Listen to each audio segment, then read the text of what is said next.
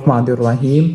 अगर आपके एग्ज़ाम के अंदर ये क्वेश्चन आए कि एक न्यू बॉर्न है जिसकी बैक के ऊपर एक सैक है और उस सैक के अंदर न्यूरल टिश्यू है, what is the diagnosis? Answer is neural tube defect. या फिर क्वेश्चन आ जाए कि एक पेशेंट है जिसको बायलैटरल अपर लिम्ब के अंदर पेन और टेम्परेचर सेंसरी लॉस है, तब क्या डायग्नोस होगा? Answer is syringomyelia. तो आज हम पढ़ने वाले हैं नर्वस सिस्टम एम्ब्रियोलॉजी के बारे में। तो लेट्स स्टार्ट दिस टॉपिक। तो जो नर्वस सिस्टम की डेवलपमेंट थर्ड वीक में होती है, थर्ड वीक में नर्वस सिस्टम की डेवलपमेंट स्टार्ट हो जाती है और ये स्टार्ट होती है एक स्ट्रक्चर से which is called notochord. Notochord is like हमारा स्पाइन है। जो अडल्ट्स के अंदर जो कनेक्टिव टिश्यू होता है, जो एम्ब्रियो को सपोर्ट देता है, वो नोटोकॉर्ड होता है। तो ये है नोटोकॉर्ड। अब जो नोटोकॉर्ड होता है, नोटोकॉर्ड के ऊपर जो एपिथीलियम पड़ी होती है, उस एपिथीलियम से बन जाता है न्यूरोएक्टोडर्म। यानी नोटोकॉर्ड इसके ऊपर जो एक्टोडर्म पड़ी होगी, वो एक्टोडर्म इंड्यूस होके न्यूरोएक्टोडर्म बना लेती है। Why it is called neuroectoderm? Because ये नर्वस सिस्टम बना लेती है। तो जो नोटोकॉर्ड है उसके दो फंक्शन है। एक तो फंक्शन है नोटोकॉर्ड का कि उसने ओवरलाइंग सरफेस एक्टोडर्म को इंड्यूस करना है कि वो एक्टोडर्म न्यूरोएक्टोडर्म में कन्वर्ट हो जाए। दूसरा, नोटोकॉर्ड ने इंड्यूस करने के बाद हमारी बॉडी में क्या बनाना है? हमारी बॉडी में इंटरवर्टिब्रल डिस्क का न्यूक्लियस पल्पोसस बनाना है। तो जो इंटरवर्टिब्रल डिस्क है उसके दो पार्ट्स होते हैं, एक एनुलस फाइब्रोसस होता है और दूसरा न्यूक्लियस पल्पोसस होता है। जो सेंटर वाला पार्ट है न्यूक्लियस पल्पोसस, वो नोटोकॉर्ड से बनता होता है। तो नोटोकॉर्ड ने न्यूरोएक्टोडर्म बना दी। अब जो न्यूरोएक्टोडर्म है उससे क्या बन गया? न्यूरल प्लेट बन गई। क्या बन गई? न्यूरल प्लेट बन गई। अब जो न्यूरल प्लेट है, न्यूरल प्लेट में एक फोल्ड बनेगा, उस फोल्ड को बोलेंगे न्यूरल फोल्ड। अब जो न्यूरल फोल्ड होगा वो मिल के न्यूरल ट्यूब बना देगा और कुछ ऐसे सेल्स होंगे जो न्यूरल ट्यूब से सेपरेट हो जाएंगे। उन सेल को बोलते हैं न्यूरल क्रेस्ट सेल्स। तो इन शॉर्ट अगर मैं आपको बताना चाहूँ कि सबसे पहले जो नोटोकॉर्ड था, नोटोकॉर्ड ने इंड्यूस किया एक्टोडर्म को कि वो न्यूरो एक्टोडर्म में कन्वर्ट हो जाए। फिर जो न्यूरो एक्टोडर्म है उससे बनती है पहले न्यूरल प्लेट, न्यूरल प्लेट से बनता है न्यूरल फोल्ड और न्यूरल फोल्ड से दो स्ट्रक्चर बनते हैं, न्यूरल ट्यूब और neural crest cell. Neural tube बनेगी और न्यूरल क्रेस्ट सेल बनेगा। अब हम बात करते हैं न्यूरल ट्यूब के बारे में। अब जो न्यूरल ट्यूब है वो बिल्कुल इस तरीके की न्यूरल ट्यूब होती है। अब उसकी लैटरल वाल, एक ये लैटरल वाल है और एक ये लैटरल वाल है। अब हर जो लैटरल वाल है उसके दो पोर्शन हो गए, एक उसका एंटीरियर पोर्शन होगा, एक उसका पोस्टीरियर पोर्शन होगा। जो एंटीरियर पोर्शन होगा उसको हम बोलते हैं फ्रंट या वेंट्रल पोर्शन, और जो पोस्टीरियर पोर्शन है उसको बैक या डोर्सल पोर्शन कहते हैं। अब जो न्यूरल ट्यूब के जो लैटरल वाल है उसके दो पोर्शन हो गए। जो डोर्सल पोर्शन है उससे बनेगी एलर प्लेट और जो वेंट्रल पोर्शन है उससे बनती है बेसल प्लेट। अब जो एलर प्लेट है ये सेंसरी है। ए से एलर प्लेट, ए से आफरेंट, जिसको सेंसरी भी कहते हैं। क्लियर? तो जो आपका CNS का जो सेंसरी पोर्शन है वो एलर प्लेट से बनता है। दैट इज़ वाई कि जो सेंसरी न्यूरॉन्स होते हैं वो डोर्सल रूट गैंग्लिया में पड़े हुए होते हैं, पीछे पड़े हुए होते हैं। और एलर प्लेट को इंड्यूस करने वाली जो प्रोटीन होती है वो होती है बोन मॉर्फोजेनेटिक प्रोटीन। तो ए के बाद बी आता है तो एलर से बोन मॉर्फोजेनेटिक प्रोटीन, और एलर, ए फॉर एलर, ए फॉर आफरेंट, जो सेंसरी होता है।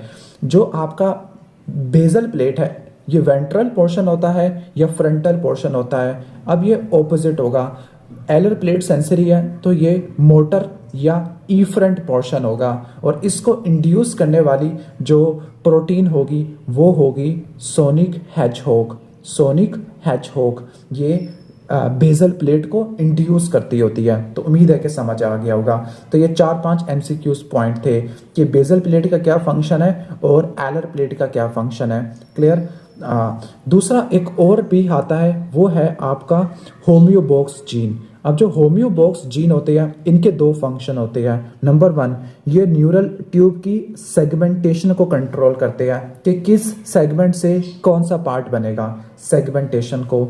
और अगला, होम्योबॉक्स जीन क्रेनियल कॉर्डल डिफरेंशिएशन को कंट्रोल करते हैं कि एम्ब्रियो का क्रेनियल एंड कौन सा होगा, क्रेनियल का मतलब है सुपीरियर एंड, और कॉर्डल एंड कौन सा होगा जो कि इंफीरियर एंड होगा।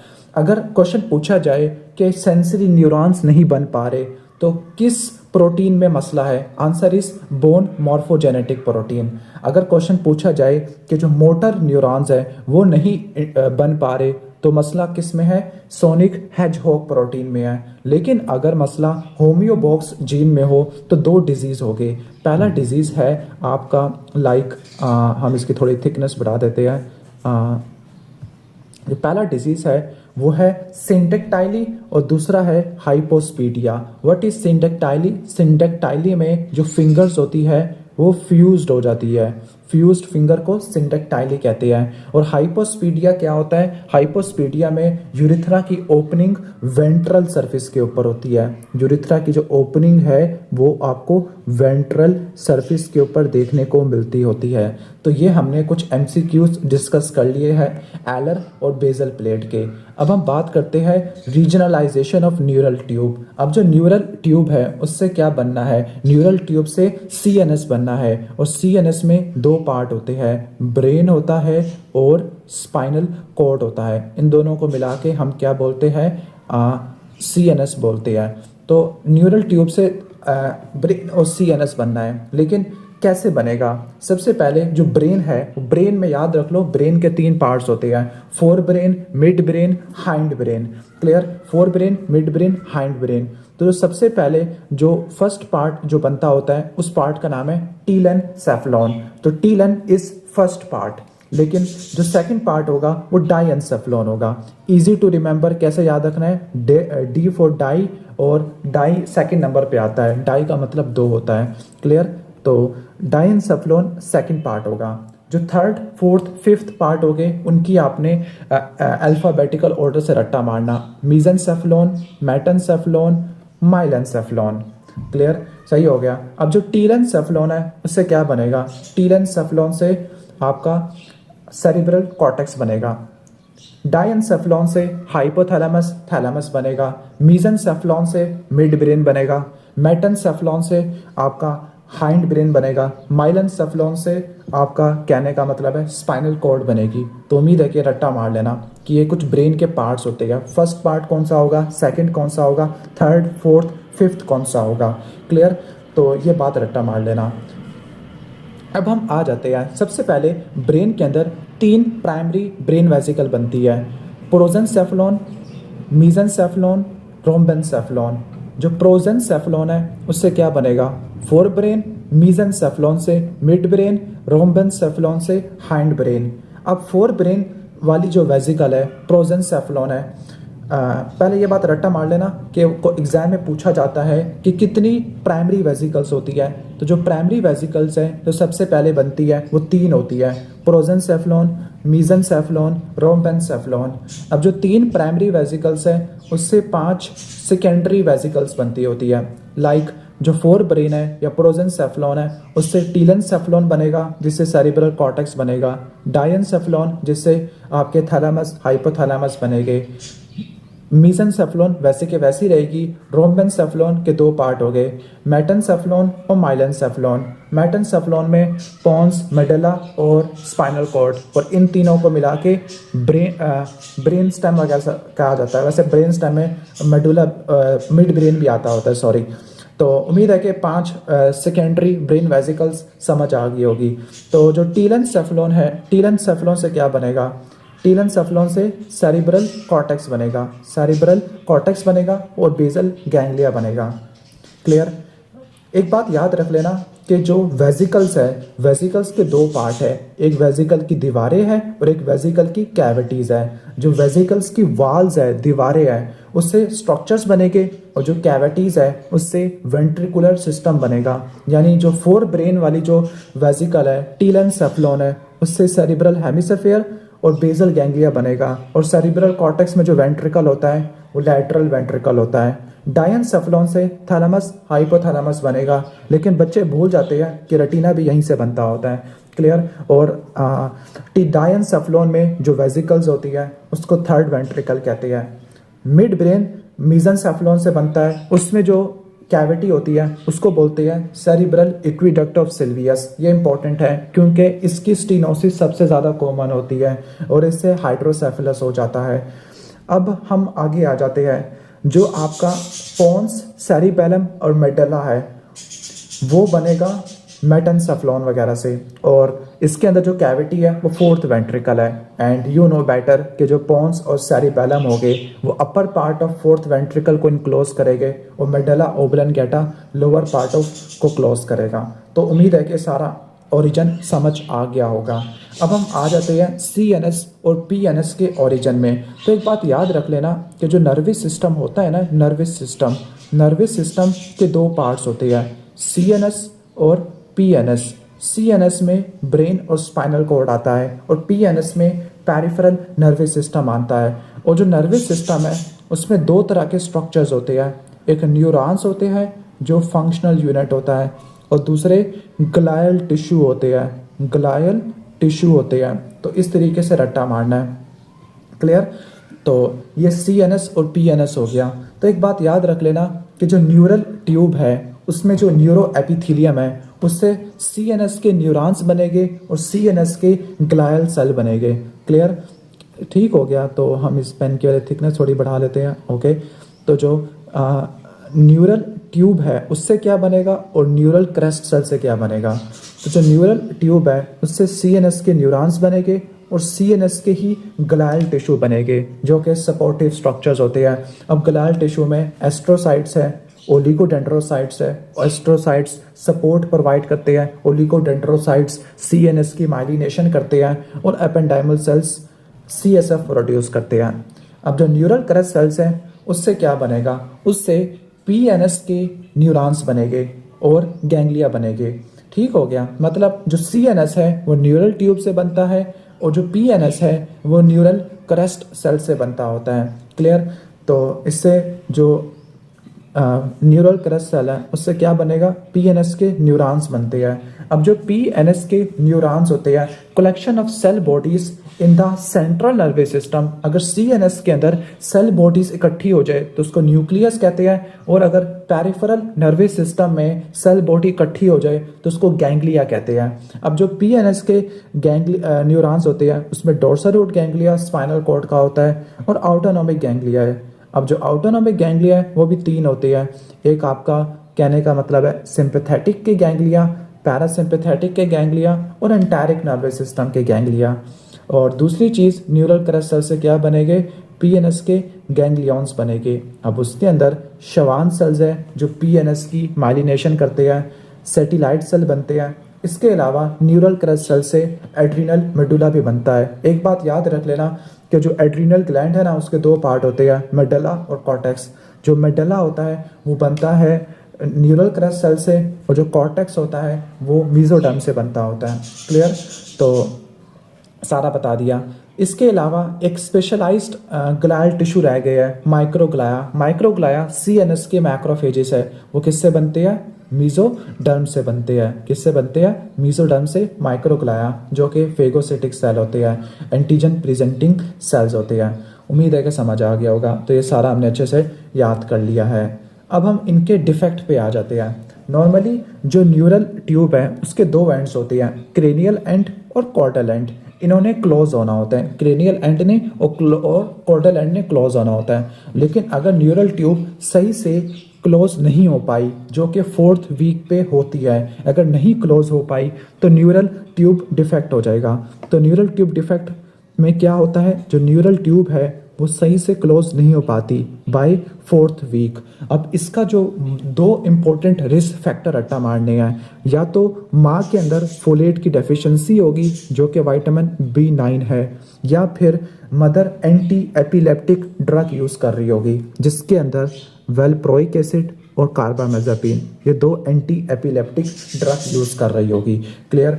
अब न्यूरल ट्यूब डिफेक्ट को डायग्नोस करने के लिए क्या करते होते हैं हम? डायग्नोस कैसे करते हैं? इन्वेस्टिगेशन ऑफ चॉइसेस, अल्ट्रासाउंड करवाते हैं। इसके अलावा maternal serum alpha fetoprotein levels कराते हैं। एक बात याद रख लेना, अगर अल्फा फीटोप्रोटीन का लेवल ज़्यादा है, मोस्टली ये हम मैटरनल सीरम में देखते हैं, अगर अल्फा फीटोप्रोटीन का लेवल ज़्यादा है तो न्यूरल ट्यूब डिफेक्ट, और अगर ये कम है तो ये डाउन सिंड्रोम की तरफ जाओगे।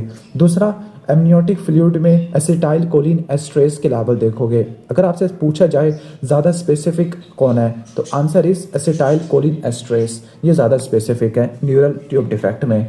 अब न्यूरल ट्यूब डिफेक्ट 2 तरह के होते हैं, स्पाइनल और क्रेनियल। स्पाइनल का मतलब है कि जो न्यूरल ट्यूब का कॉर्डल एंड है वो सही से बंद नहीं हो पाया, और क्रेनियल का मतलब है कि जो क्रेनियल एंड सही से क्लोज नहीं हो पाया। अब ये क्लोज कब होते हैं? 25 और 27, इसको रट्टा मार लेना। जैसे क्रेनियल एंड 25 पे 25th डे पे, और कॉर्डल एंड 27 से 28th डे पे आके क्लोज हो जाता होता है। तो ये स्पाइनल डिसरैफिज्म और क्रेनियल डिसरैफिज्म है। स्पाइनल डिसरैफिज्म को स्पाइना बिफिडा भी कहते हैं, स्पाइना बिफिडा भी कहते होते हैं। अब ये जो स्पाइना बिफिडा है, आगे इसकी टाइप्स होती है। एक है स्पाइना बाइफिडा ओकल्टा, ये क्लोज न्यूरल ट्यूब डिफेक्ट है, यानी इसके अंदर, जैसे ये नॉर्मल है, इसके अंदर स्पाइना बाइफिडा ओकल्टा के अंदर क्लोज न्यूरल ट्यूब डिफेक्ट होगा। क्लोज्ड का मतलब है कि ना ही ब्रेन और ना ही मेनिंजीज, मतलब ब्रेन कह रहा हूँ, ना ही न्यूरल टिश्यू ना ही मेनिंजीज, उनकी हर्निएशन होगी। तो स्पाइना बाइफिडा ओकल्टा में जो मेनिंजीज और न्यूरल टिश्यू, इसकी हर्निएशन नहीं होगी। क्लियर। ये क्लोज न्यूरल ट्यूब डिफेक्ट होगा, बस इसके अंदर जो पोस्टीरियर वर्टिब्रल आर्चेस है वो आपस में फ्यूज़ नहीं हो सकी, लेकिन डिफेक्ट क्लोज होगा। अब जहाँ पे डिफेक्ट होगा उस जगह को स्किन से कवर किया जाएगा, लाइक वहाँ पर टफ्ट ऑफ हेयर होगा या स्किन डिम्पल होगा, हमें पता लग जाएगा कि यहाँ पर स्पाइना बाइफिडा ओकल्टा है। बाकी 3 जो स्पाइना बाइफिडा है वो ओपन होते हैं। ओपन में याद रख लेना कि अल्फा फीटोप्रोटीन का लेवल ज़्यादा होगा। अगर मेनिंजीज हर्निएट कर रही है तो उसको बोलेंगे मेनिंजोसील, लेकिन अगर neural tissue like spinal cord भी हर्निएट कर रहा है, लाइक स्पाइनल कॉर्ड का टर्मिनल पार्ट होता है उसको कॉर्ड एक्वाइना कहते हैं, अगर वो भी हर्निएट कर रहा है तो माइलो मेनिंजोसील होगा। अगर न्यूरल टिश्यू हर्निएट कर रहा है तो उसका प्रोग्नोसिस पुअर होगा, क्योंकि उसमें आपको न्यूरोलॉजिकल डेफिसिट देखने को मिलेगा। क्लियर। और इसमें जो माइलो मेनिंजोसील है उसमें देखो जो डिफेक्ट है वो स्किन से यूजुअली थोड़ा सा कवर होता है, लेकिन अगर सीवियर फॉर्म हो जिसके अंदर पूरा का पूरा न्यूरल टिश्यू ही एक्सपोज हो गया है, फ्लैटेंड हो गया है, तो उसको माइलोशाइसिस कहते हैं। ठीक हो गया। तो माइलोशाइसिस के अंदर और माइलो मेनिंजोसील में क्या फ़र्क होता है? जो माइलो मेनिंजोसील है उसमें जो डिफेक्ट है उसमें डिफेक्ट मेनिंजीज या स्किन से कवर है, लेकिन माइलोशाइसिस में जो डिफेक्ट है वो ना ही स्किन से कवर है ना ही मेनिंजीज से कवर है। तो ये 4 टाइप्स हो गई है। इसके बाद है एनेन्सेफली। एनेन्सेफली में जो क्रेनियल न्यूरोपोर है वो सही से क्लोज नहीं हो पाया, जो कि 25th वीक पे आपको देखने को मिलता होता है। अब इस कंडीशन में क्या होगा कि जो क्रेनियल एंड सही से क्लोज नहीं हो पाया तो जो फोर ब्रेन है जिसमें सेरिब्रल कॉर्टेक्स आता है, थैलामस, हाइपोथैलामस, बेसल गैंग्लिया आते हैं, वो डेवलप नहीं कर पाएगा, और जो स्कल है वो बिल्कुल ओपन होगी, कलवेरिया ओपन हो जाएगा। अब इस कंडीशन में आपको पॉलीहाइड्रोमनियास देखने को मिलेगा। क्यों? क्योंकि जो ब्रेन सही से डेवलप नहीं कर पाया तो जो फीटस है वो स्वालो नहीं कर पाएगा। जब एमनियोटिक फ्लूइड को स्वालो नहीं कर पाएगा तो आपको पॉलीहाइड्रोमनियास देखने को मिलेगा। तो ये थे न्यूरल ट्यूब डिफेक्ट। इसके बाद है brain malformation. Brain malformation usually incompatible होती है कि जो चाइल्ड होता है वो सर्वाइव नहीं कर सकता होता, अगर सर्वाइव करेगा तो डिसेबल्ड होता है क्योंकि न्यूरोलॉजिकल डेफिसिट देखने को मिलता होता है। तो पहला स्टार्ट करते हैं होलोप्रोजेंसेफली। प्रोजेंसेफली यानी ये प्रोजेंसेफलोन फोर ब्रेन का मसला है। फोर ब्रेन का मसला है। इसमें जो फोर ब्रेन है उससे सेरिब्रल कॉर्टेक्स बनता है, और जो सेरिब्रल कॉर्टेक्स है उसके दो सेरिब्रल हेमिस्फीयर्स होते हैं। लेकिन अगर सेरिब्रल कॉर्टेक्स दो सेरिब्रल हेमिस्फीयर में डिवाइड ना हो सके तो क्या हो जाएगा, होलो प्रोजेंसेफली हो जाएगा। अब इसके कुछ इंपॉर्टेंट कॉजेस रट्टा मार लेना। सबसे इंपॉर्टेंट है सोनिक हेजहोग म्यूटेशन, जो हमने शुरू में पढ़ा था कि ये क्रेनियल कॉर्डल ओरिएंटेशन को कंट्रोल करती है, तो सोनिक हेजहोग की म्यूटेशन से हो सकती है। इसके अलावा ट्राइसोमी 13 जिसको पैट्यू सिंड्रोम कहते हैं, पी से पैट्यू पी से प्रोजेंसेफली, उसमें देखने को मिलेगा। और तीसरा काज है फीटल अल्कोहल सिंड्रोम। तो ये तीन इंपॉर्टेंट काजेस होते हैं, सोनिक हेजहोग, ट्राइसोमी 13 और फीटल अल्कोहल सिंड्रोम। तो ये उसमें देखने को मिलते होते हैं। क्लियर। तो अब इसमें चाइल्ड कैसा प्रेजेंट करेगा, इसमें जो सारे डिफेक्ट हो गए ना, मिड लाइन डिफेक्ट हो गए, यानी मिड लाइन डिफेक्ट हो गए। अब मिड लाइन डिफेक्ट में क्या होगा, दो लैटरल वेंट्रिकल फ्यूज हो जाएंगे तो वह एक वेंट्रिकल बन जाएंगे। ठीक हो गया। आपको एक सिंगल वेंट्रिकल मिलेगा, मोनो वेंट्रिकल मिलेगा, बेसल गैंग्लिया फ्यूज हो जाएंगे। इसके अलावा जो मिड लाइन डिफेक्ट मिलेंगे क्लेफ्ट लिप और क्लेफ्ट पैलेट देखने को मिलेगा। हाइपोटिलोरिज्म, दोनों आंखें एक दूसरे के करीब आ जाएगी, इतनी ज़्यादा करीब आ जाएगी कि दोनों आंखें मिलके एक आंख बन जाएगी। इस कंडीशन को साइक्लोपिया कहते हैं। या इसके अलावा प्रोबोस्किस होगा। प्रोबोस्किस क्या होता है, प्रोबोस्किस ये होता है कि आइज के ऊपर नोज लाइक स्ट्रक्चर अराइज कर जाएगा, दिस इज प्रोबोस्किस। अब इसकी कॉम्प्लिकेशंस क्या होती है, कॉम्प्लिकेशन ये होती है क्योंकि इसमें न्यूरल टिश्यू सही से डेवलप नहीं किया, तो इसमें जो पिट्यूटरी ग्लैंड है वो सही से काम नहीं कर पाएगा। जब पिट्यूटरी ग्लैंड काम नहीं कर पाएगा तो सेंट्रल डायबिटीज इंसिपिडस हो जाएगा, जिसमें ADH की कमी होती है।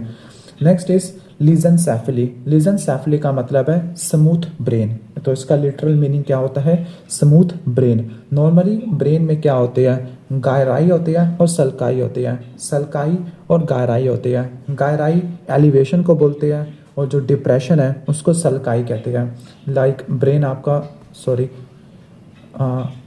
आपका कुछ ऐसे होता है, सही हो गया। तो जो एलिवेशन होती है उसको गहराई कहते हैं और जो डिप्रेशन होता है उसको सल्काई कहते होते हैं। लेकिन अगर ब्रेन बिल्कुल स्मूथ हो जाए, बिल्कुल इस तरीके से ब्रेन हो जाए तो उसको बोलेंगे लिसेनसेफली। अब इसका जो मेन काज होता है उसमें जो न्यूरॉन्स होते हैं वो सही से माइग्रेट नहीं कर पाते, तो ब्रेन बिल्कुल स्मूथ हो जाएगा।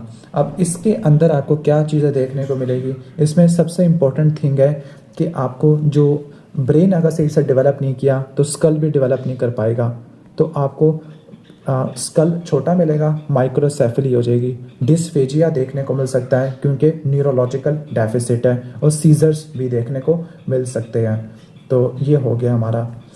इसके बाद लास्ट है पोस्टीरियर क्रेनियल फोसा। एक बात याद रख लेना कि जो पोस्टीरियर क्रेनियल फोसा होता है ना, इसके अंदर हमारा क्या पड़ा होता है, इसके अंदर आपका ब्रेन स्टेम पड़ी होती है। ठीक हो गया। सेरिबेलम, मेडुला, ये स्ट्रक्चर्स पड़े हुए होते हैं। क्लियर। तो पोस्टीरियर फोसा मैलफॉर्मेशन स्टडी करते हैं।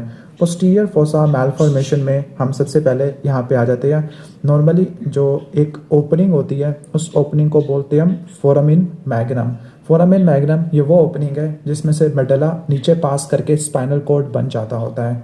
लेकिन अगर इसी फोरामिना से पोस्टीरियर फोसा के कंटेंट हर्निएट कर जाए, नीचे की तरफ आ जाए, दिस इज आर्नोल्ड कियारी मैलफॉर्मेशन।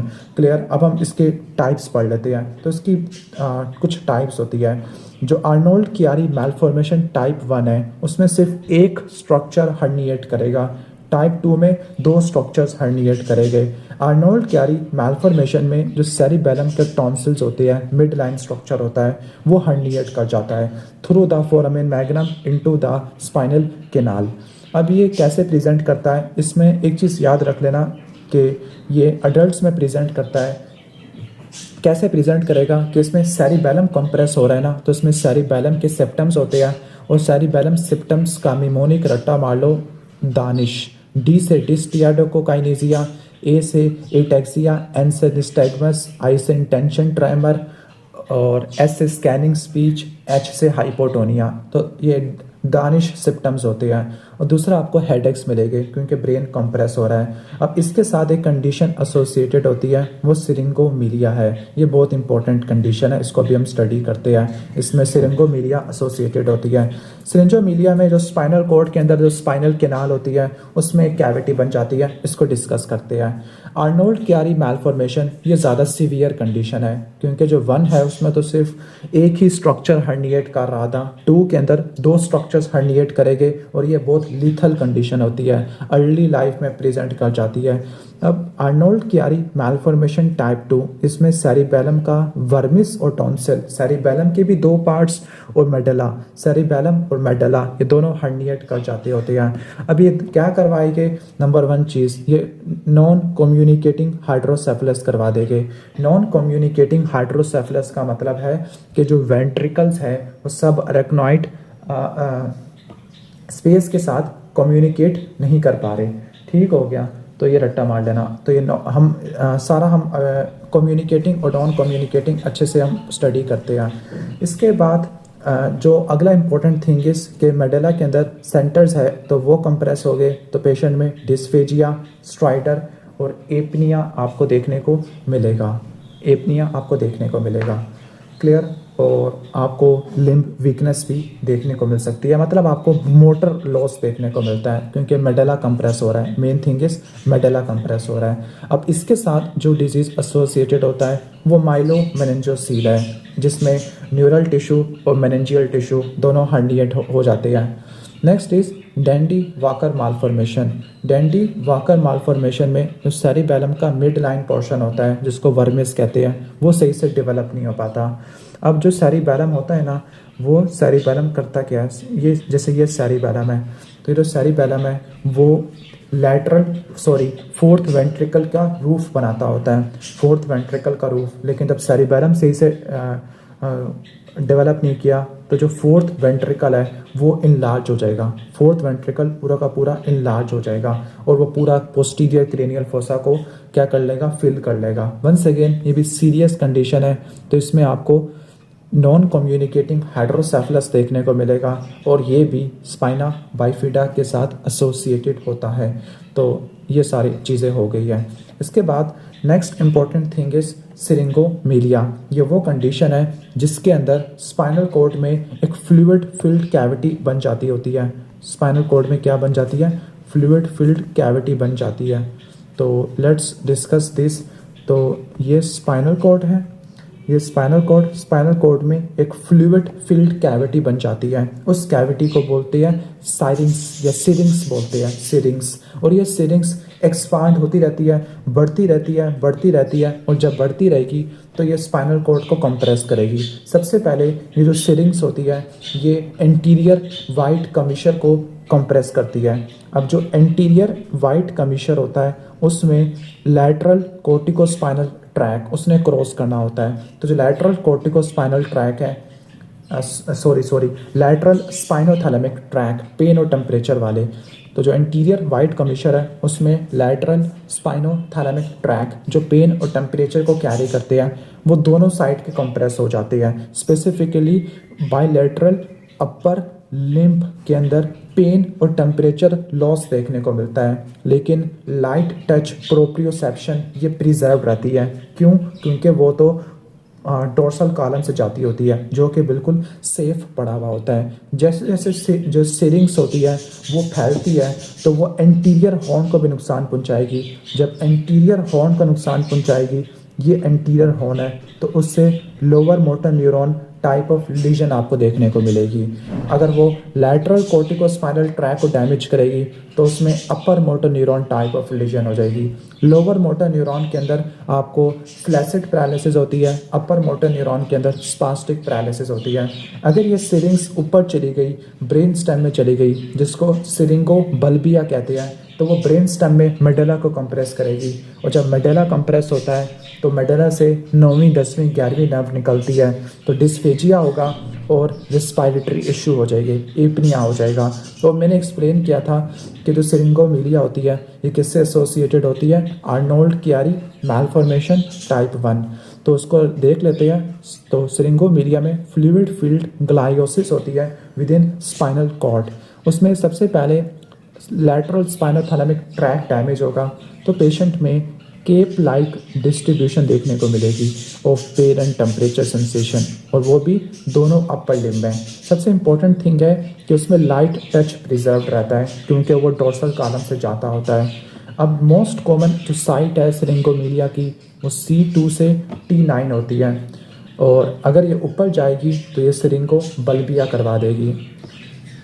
अगर ये सेलिंग्स एक्सपांड करेगी, एंटीरियर हॉर्न को नुकसान पहुंचाएगी तो लोअर मोटर न्यूरॉन लीजन देखने को मिलेगी, और अगर ये लैटरल कोर्टिकोस्पाइनल ट्रैक को डैमेज किया तो उसमें आपको upper motor neuron type of legion मिलेगी जिसमें स्पास्टिक पैरालिसिस होता है। और अगर एडवांस केसेस हो गए तो पेशेंट में स्कोलियोसिस हो जाएगा। स्कोलियोसिस में स्पाइन लैटरल कर्वेचर हो जाती है। शार्कोट जॉइंट्स है, ये न्यूरोपैथिक जॉइंट्स होते हैं।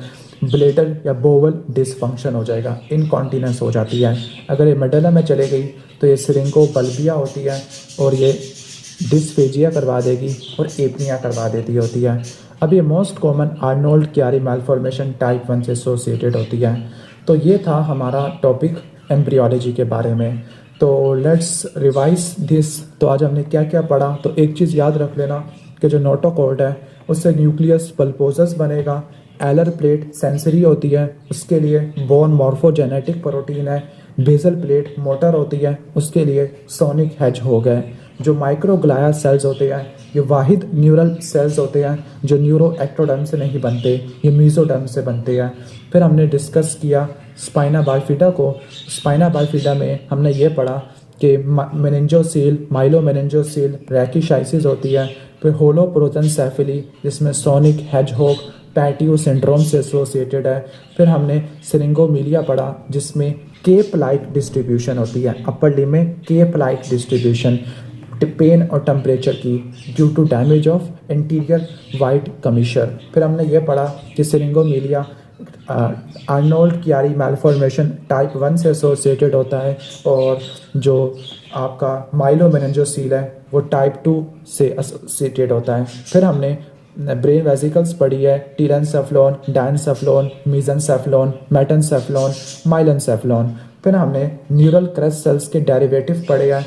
एक छोटा सा निमोनिक बता देता हूँ जो काम आएगा। स्पैम, एस से क्या बनेगा शवान सेल्स, पी से पीएनएस के न्यूरॉन्स, ए से एड्रीनल मेडुला, एम से मेलानोसाइट्स। तो ये सारे हमने टाइप्स वगैरह पढ़ ली अच्छे तरीके से। क्लियर? तो ये कुछ इंपॉर्टेंट पॉइंट्स थे। तो लेट्स रैपिड रिवीजन। तो जो नोटोकॉर्ड है उसकी इंडक्शन से neural plate, neural tube, neural crest बनता है। एलर सेंसरी होता है, bone morphogenetic protein, basal plate motor होती है, सोनिक हेजहॉग रट्टा मार लेना, और होम्योबॉक्स जीन, असल में होम्योबॉक्स जीन होते हैं जो क्रेनियोकॉर्डल एक्सिस को कंट्रोल करते हैं। मैंने सोनिक हेजहॉग ना बोल दिया हो। फिर जो न्यूरल ट्यूब है उससे सीएनएस बनता है, न्यूरल क्रेस्ट सेल से पीएनएस बनेगा, मीजोडर्म से माइक्रोग्लाया बनते हैं। क्लियर? तो ये हो गया। फिर उसके बाद न्यूरल ट्यूब डिफेक्ट में जो न्यूरल ट्यूब क्लोज नहीं हो पाती by 4th week, alpha fetoprotein का लेवल ज़्यादा होता है। ओकल्टा के अंदर स्किन साइंस होते हैं लेकिन कोई हर्निएशन नहीं होती। मेनिंजोसील में मेनिंजीज होती है। माइलो मेनिंजोसील में न्यूरल टिश्यू आ जाता है। एनेंसेफली में कोई फोर ब्रेन नहीं होता। ब्रेन मैलफॉर्मेशन में होलोप्रोसेंसेफली है, सोनिक हेजहॉग से एसोसिएटेड है, ट्राइसोमी 13 मिड लाइन डिफेक्ट, जबकि लिसेंसेफली में माइग्रेशन डिफेक्ट होता है। पोस्टीरियर फोसा के अंदर आर्नोल्ड क्यारी में 1 के अंदर टॉन्सिल, 2 के अंदर वर्मिस और मेडुला, माइलोमेनिंजोसील, डेंडी वाकर में वर्मिस एजेनेसिस और 4th वेंट्रिकल सिस्ट आती है, और सिरिंगोमीलिया में स्पाइनल कॉर्ड में सिरिंग्स आती है जो स्पाइनल कॉर्ड को डैमेज कर देती होती है। Cape like loss of pain and temperature associated with Arnold Chiari malformation. तो जस्ट अगर आपको ये वीडियो अच्छी लगी है तो please like, share and subscribe for more high yield medical lectures.